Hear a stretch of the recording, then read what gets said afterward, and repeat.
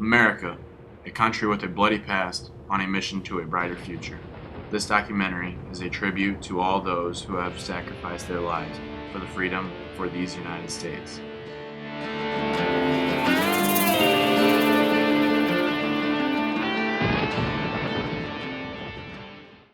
Civil War by Dalton Good, Jason Dixon, Cameron Matson, Kristen Cradell, Becca Singleton, Madison Stafford, and Delaney Shively.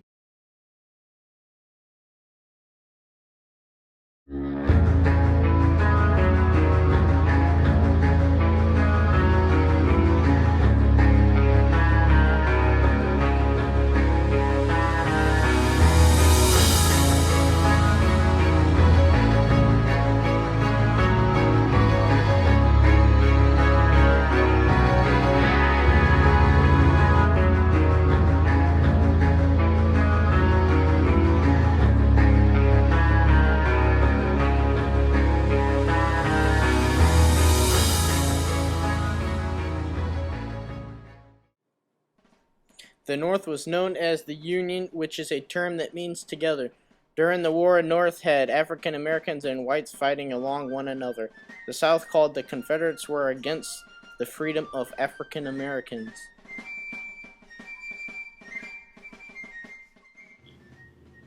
All of the slaves were freed because the Union won the Civil War. If the Confederates won the war, the states would all be separate territories. Thus, the United States would be completely different today.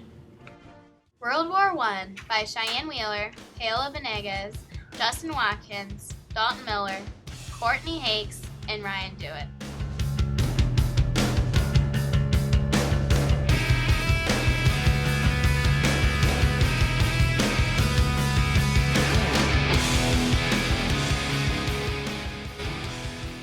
Archduke of Austria-Hungary was assassinated by a Serb on June 28, 1914. This was the formal start of war. At the beginning of the war, the U.S. had a goal of keeping peace with everyone and not enter the war. The U.S. entered World War I on April 6, 1917. The sinking of the Lusitania caused the U.S. to join World War I. War ends, causing destruction and thousands of deaths.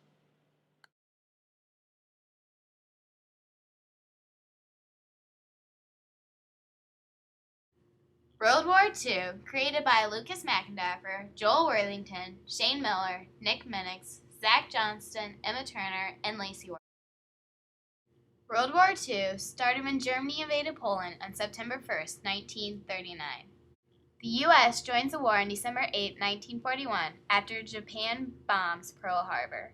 Newspaper headline after Pearl Harbor attacks. The headlines of the New York World Telegram on Monday, December 8, 1941, announced the attacks on Pearl Harbor.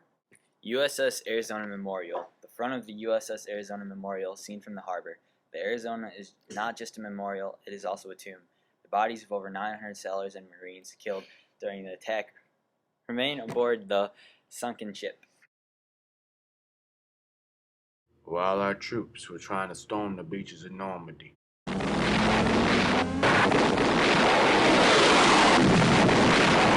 June 6, 1944, 160,000 Allied troops landed along a 50-mile stretch of heavily fortified French coastline to fight Nazi Germany on the beaches of Normandy, France.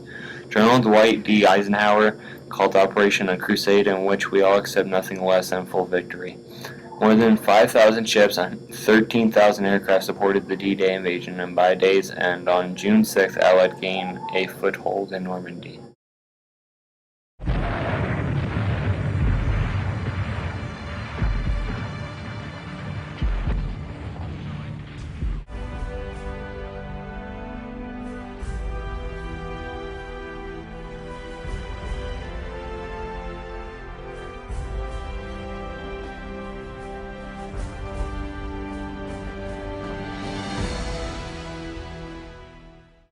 Korean War by Thomas McIntyre, Jack Mentor, Carl Schneckenberger, Henry Clark, Brooke Frazier, and Emmett Saylor.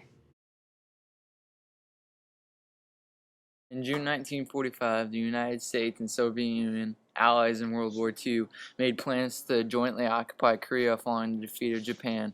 Soviet troops will occupy the northern half portion of the country, and the United States will take the southern half.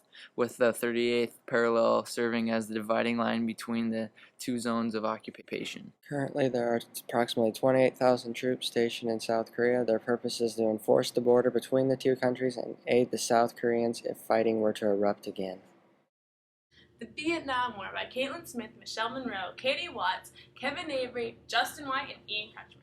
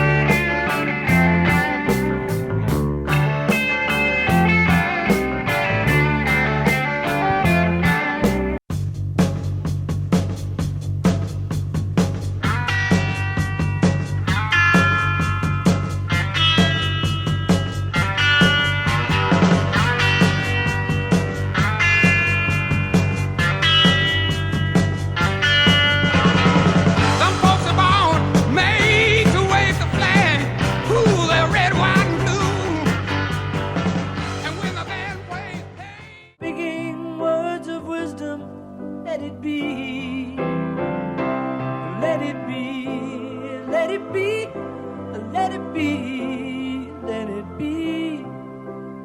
Whisper words of wisdom, let it be. The Persian Gulf by Hunter McCoy, Jared Coleman, and Justin Fields.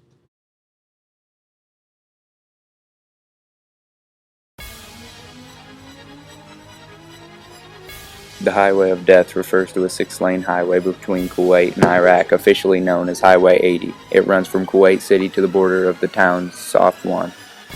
During United Nations coalition offensive in the Gulf War, retreating Iraqi military personnel and others escaping Kuwait were attacked on Highway 80 by American aircraft and ground forces on the night of February 26th and 27th of 1991. Resulting in the destruction of hundreds of vehicles and the deaths of many of their occupants. The death toll from the attack is unknown and still remains a controversial issue. Some independent estimates go as high as even 10,000 or even tens of thousands of casualties. Afghanistan by T.J. Mammon, Kat Dunlap, Kaylee Hakes, and Ben Korchevon.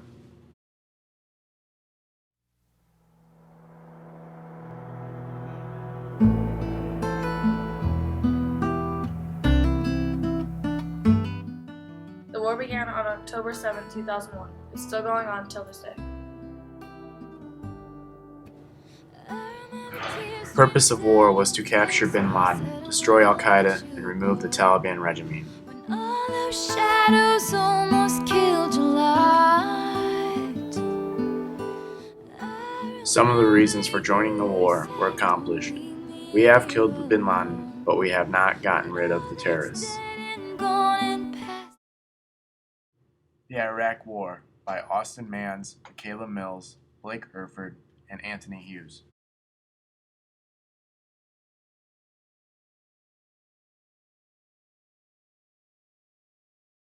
Led by President George W. Bush, was to preemptively attack Saddam's forces and neutralize all threats of WMD against America and any other country.